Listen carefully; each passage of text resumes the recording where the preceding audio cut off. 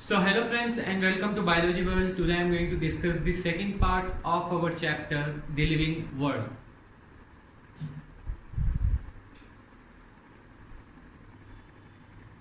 In today's part I am going to discuss about the diversity in the living world.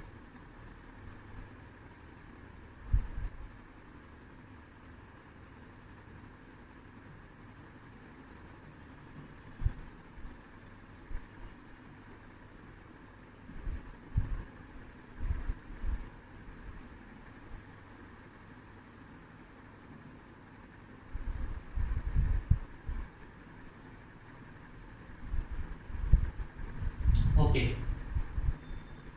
So what do we mean by the term diversity? So when we look around us, when we feel the nature, when we observe our surrounding or nature, we see varieties of organisms. We see different kind of plant, different kind of animal, insects. Even there are some organisms present in our environment which we cannot see by our naked eyes, but they are also present. These are viruses and many other small organisms. And these organisms contribute to our diversity. So how do we define diversity? So diversity is defined as the presence of varieties of life forms or living organisms in earth or in our surrounding or in our nature. We can use any term.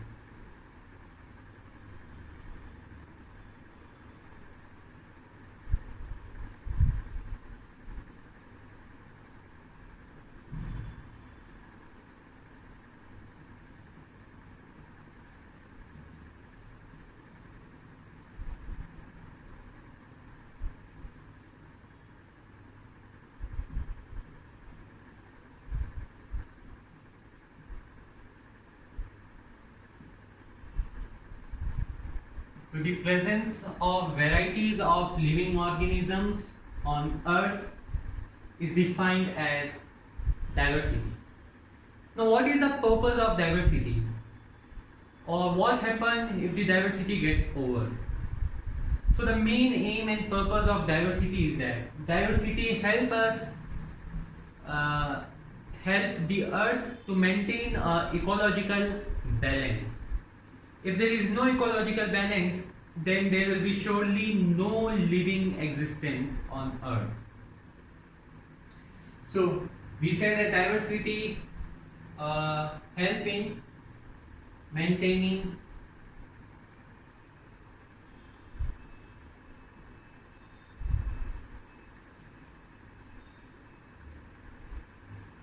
ecological balance.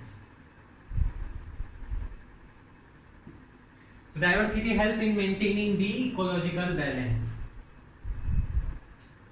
Okay.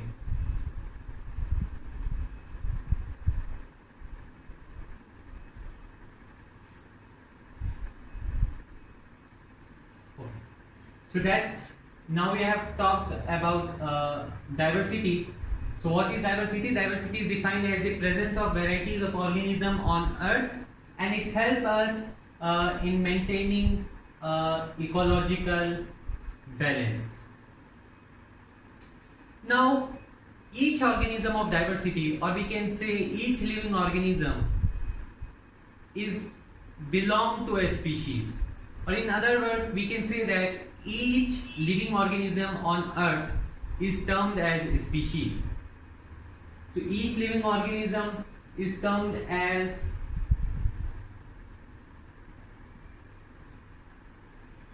species, and approximately 1.7 to 1.8 million species have been discovered. That is, in other words, we can say that 1.7 to 1.8 million organisms have been discovered on our earth. Okay, so this was the concept of diversity. Now, since there is a large number of living organisms and there is big varieties in the world, there are different countries and each organism can be known by different local name. So it would create a big problem if a same organism is known by different terms or by different name. So in order to cope up with this problem, the scientists discovered some scientific name for organisms, and according to this scientific name, the same name will be followed in all the world. So now the organism would be said by a same name and not by any other local name.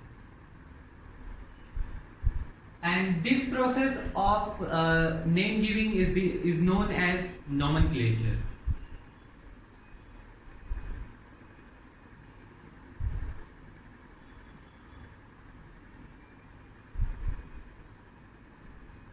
Nomenclature. So what is nomenclature? Nomenclature is the process of name giving, or the process of giving a scientific name to an organism. We can say both the definition. I am writing here process of giving scientific name.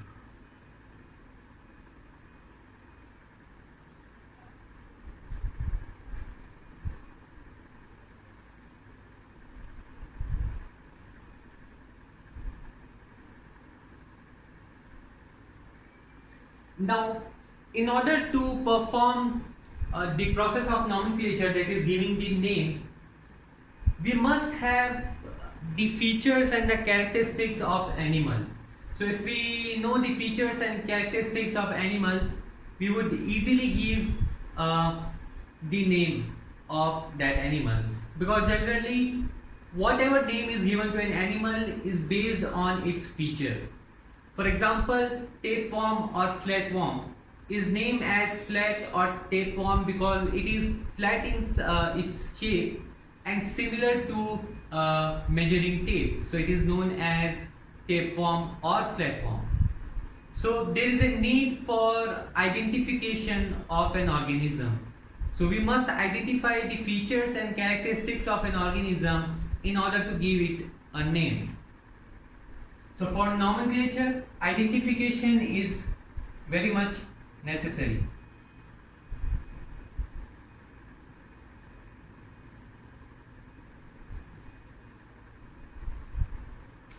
Identification of what? We can say identification of character or its feature, anything.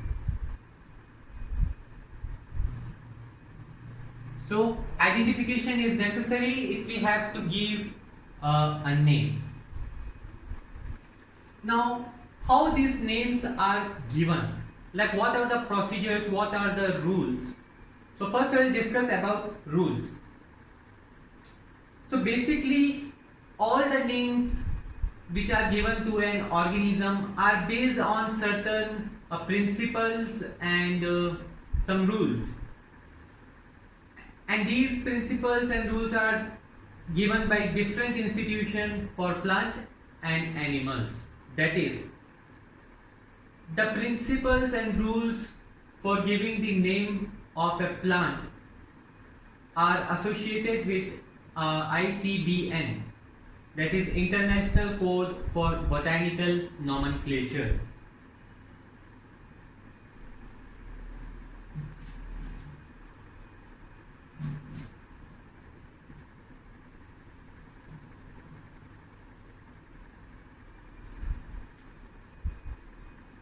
So ICBN is standing for International Code for Botanical Nomenclature.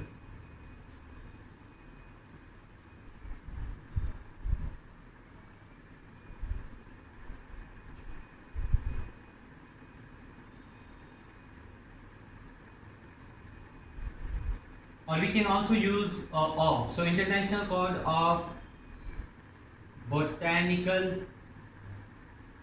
Nomenclature. So they give the principles and rules which must be followed by all the scientists while giving a name for plants. And the rules and regulations which are followed while giving a scientific name to an animal are organized or issued by ICZN.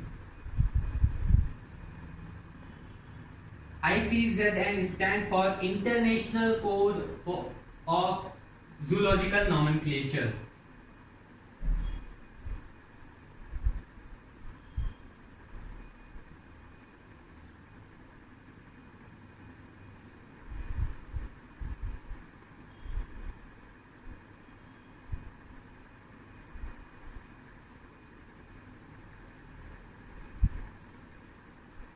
We can use both the term either international code of, or we can use for.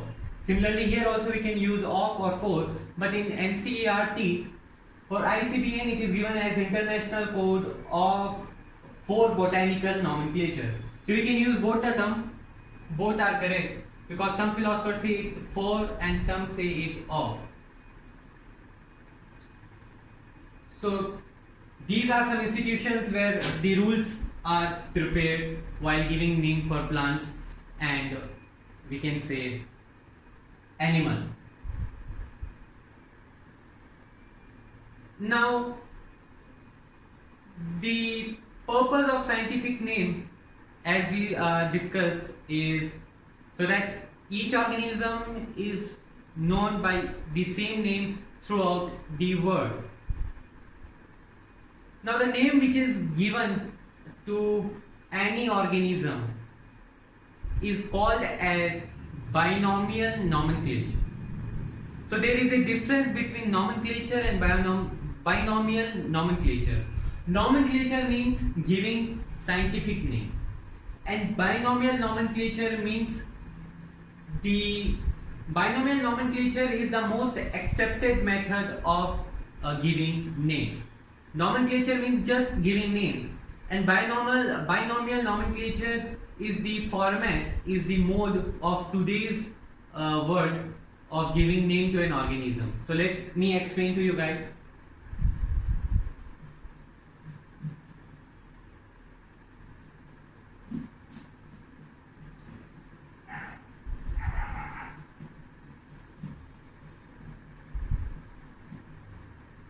So today's method of giving name is binomial nomenclature.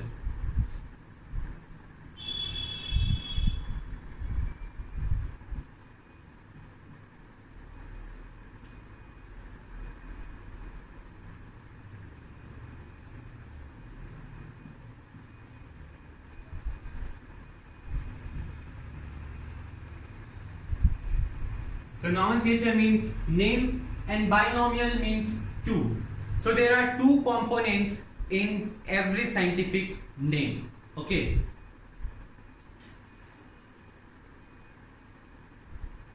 So these two components first are generic name and the other is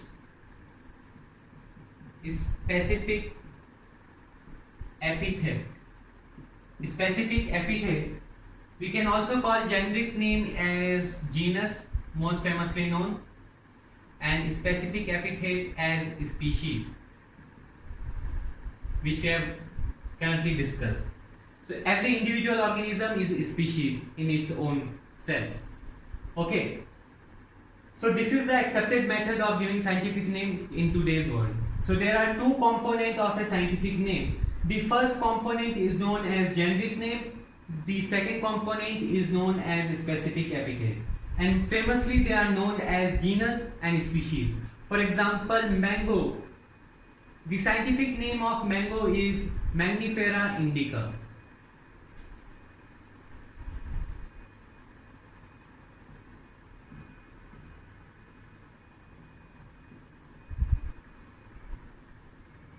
Mangifera indica. Okay. So in this, the first name is genus or generic name, and this second name is species.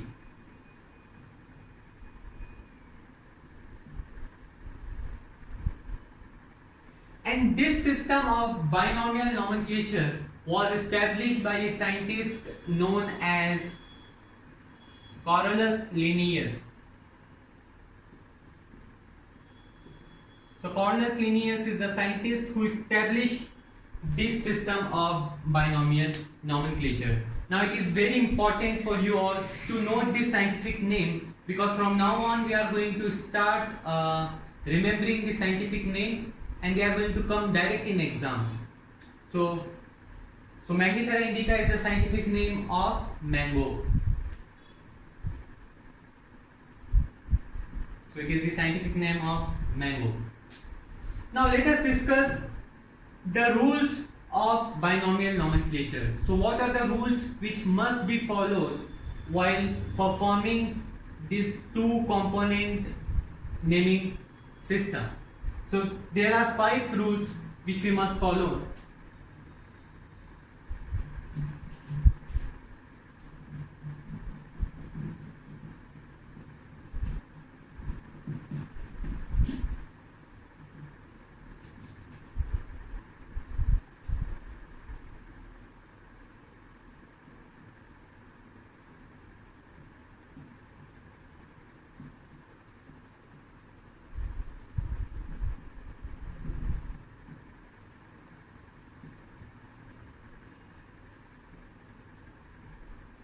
So the first rule is the scientific name is always all the scientific name are Latin words, and they are written in italic form.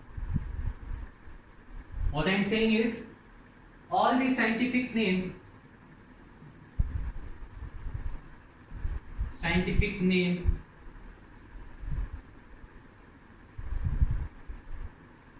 are Latin words, or in another word we can say they are of Latin origin. So the words are always Latin. They are not Hindi words, they are not Urdu words, they are not English words. The words are Latin words, and the scientific name are always written in and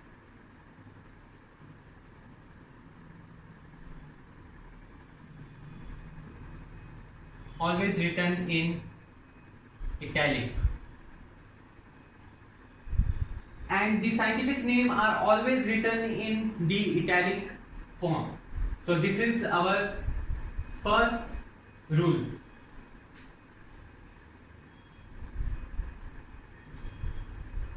The second rule is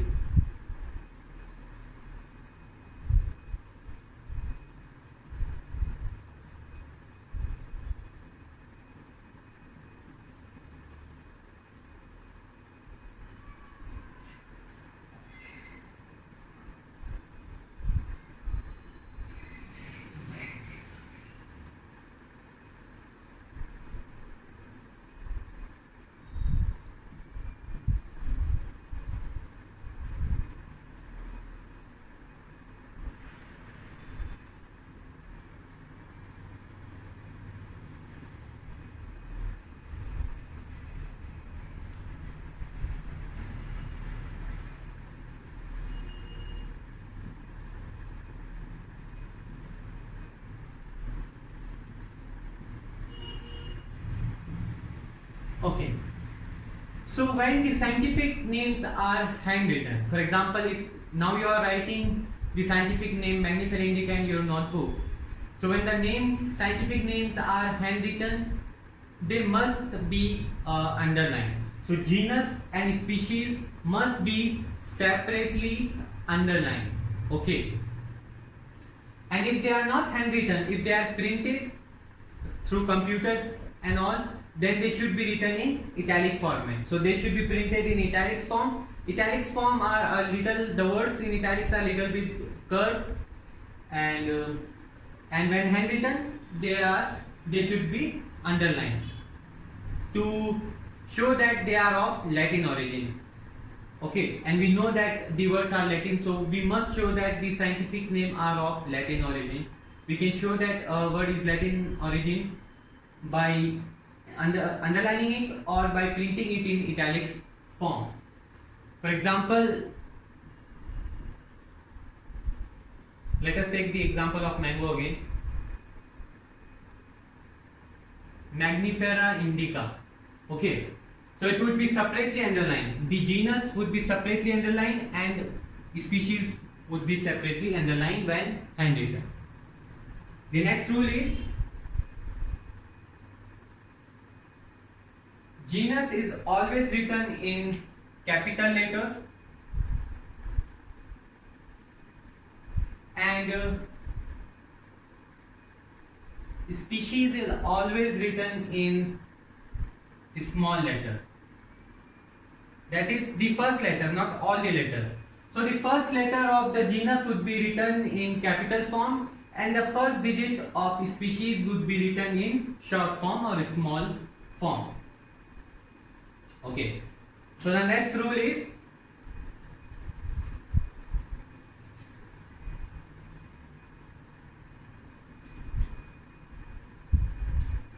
fourth rule is to accept that the first word is genus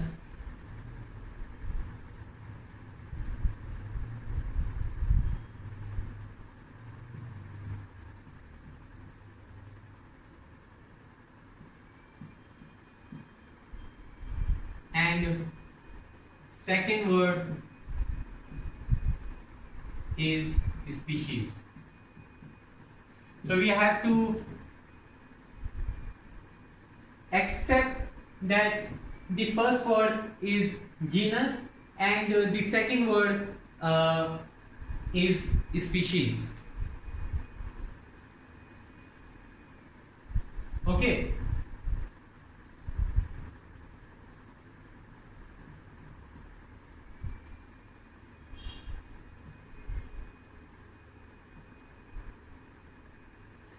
The last rule is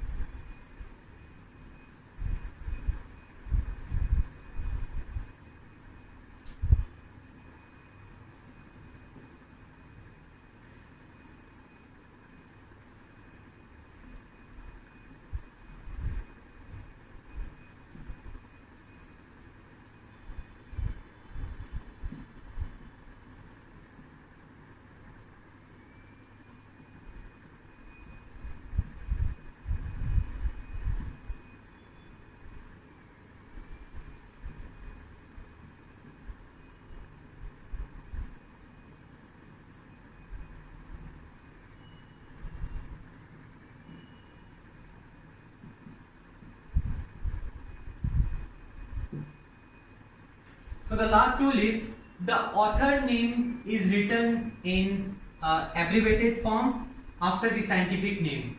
Abbreviated means in short form after the scientific name.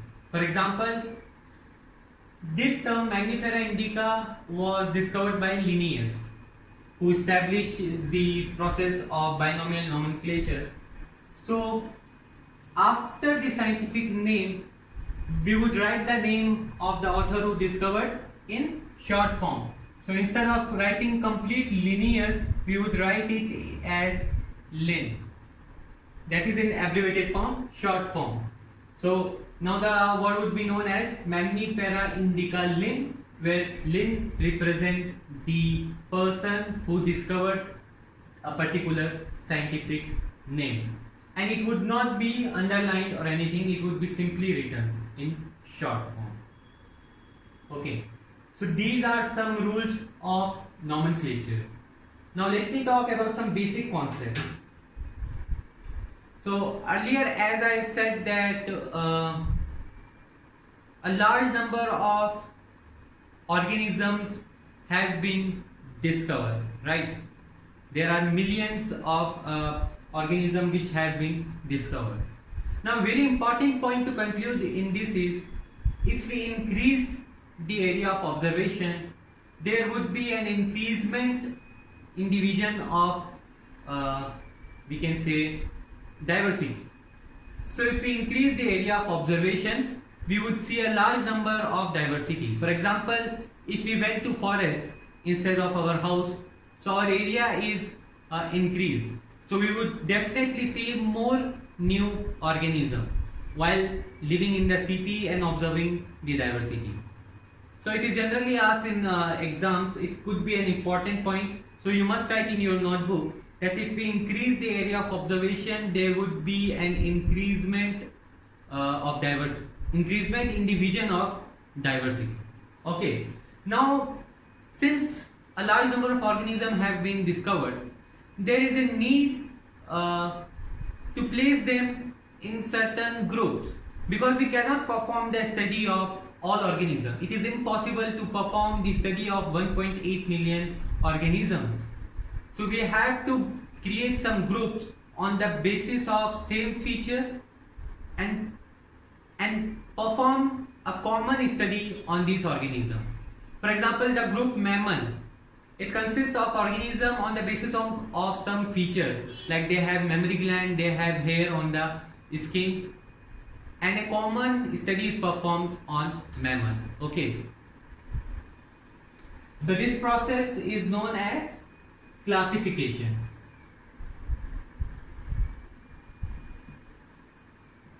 So there is a need of classification. Why there is a need of classification? And what is classification? So how do we define classification? Classification is defined as the process of grouping different organisms on the basis of some similar characters or feature. And the purpose of classification is to make our study easier. Okay.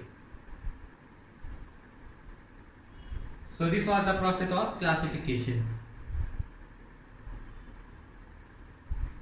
Now each group in classification and the organism in that group can be categorized, and this category can be called as taxa.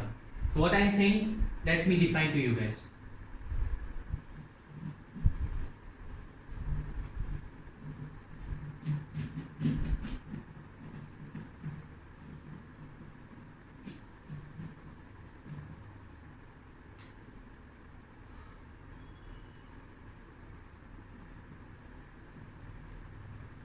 So mammal is a group, and inside mammal we see humans, we see dogs, we see birds, fishes, etc. Okay. So these all categories fall under we can say mammal. Okay. So what we have done, we have classified, we have placed a similar feature organism into one group of mammals. Okay. And now each organism would be now called as a category.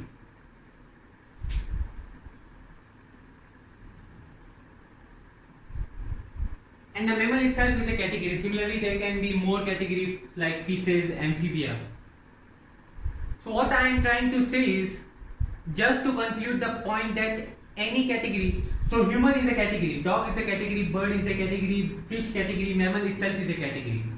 So in science, instead of the term category, we use term as taxa. Okay.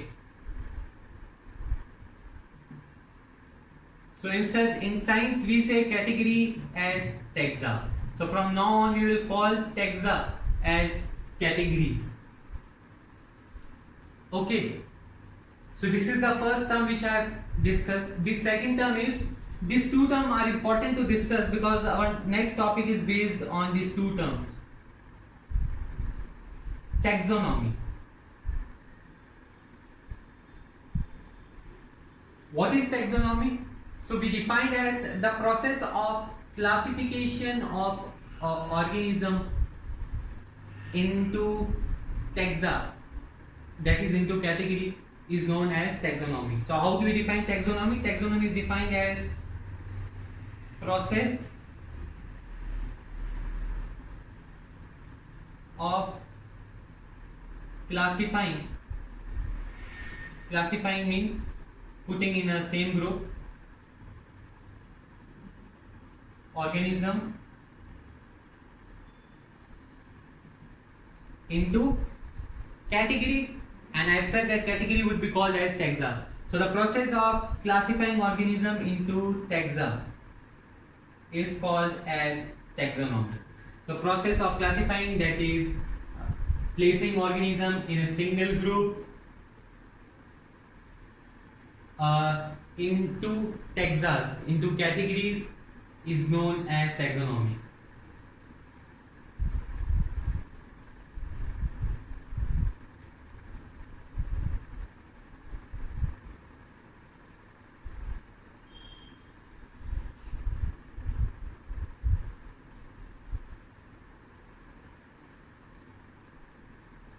Okay, so this is the definition of taxonomy. We can use one another definition of taxonomy, which is the most accepted definition.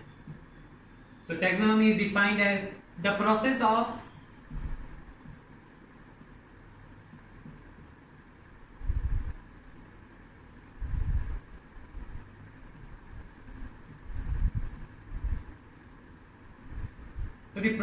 identification, classification,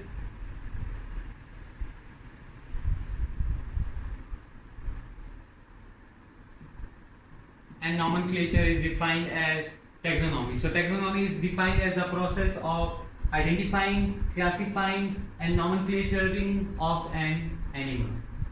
Okay, so this is known as taxonomy. This definition I have written a bit wrong, so let me again write this definition. What is this? We can write this definition as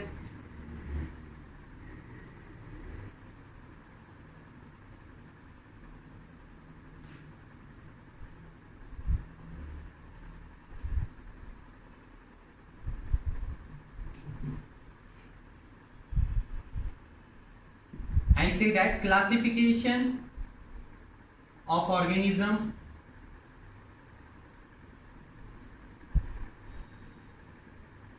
into taxas is called as taxonomy. What is taxonomy? Classification of organism into different categories. Taxas is known as taxonomy. So this is the first definition and this is the second definition. Both can be used, but this is the most accepted definition of taxonomy. And the taxa, the plural of taxa, we can also say taxa as taxon in plural. So taxa can also be called as taxon in plural.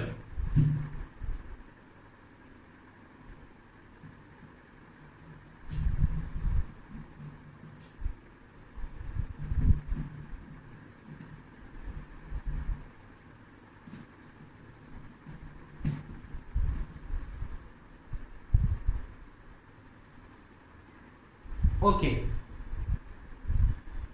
so the last topic, the last word which I have to mention is, since it is mentioned in NCERT, I would like to describe it.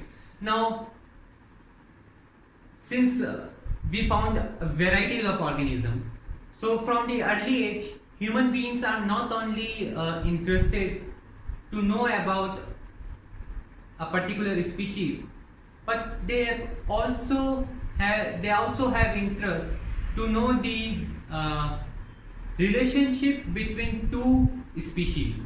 This is from early age. So from early age, the people wanted to know the relationship between any two organisms, what is their evolutionary relationship.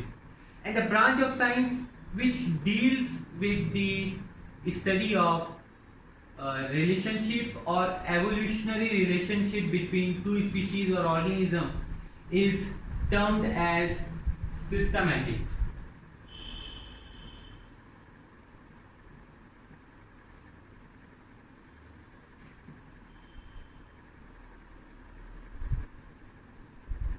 Okay, so systematics, it is branch of science which deals with identifying evolutionary relationship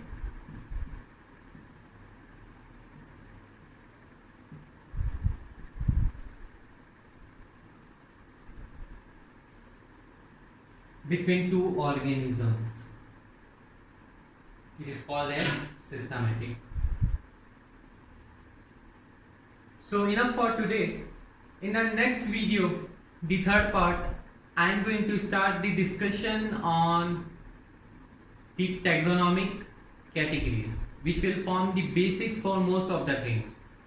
So we will discuss about taxonomic categories, in which we will use the term taxa, taxon and taxonomy. It will get a bit confusing as we move forward, but as we revise and as you watch my video, you will surely don't have any doubt. So watch the video, share it, subscribe to my channel. Thank you.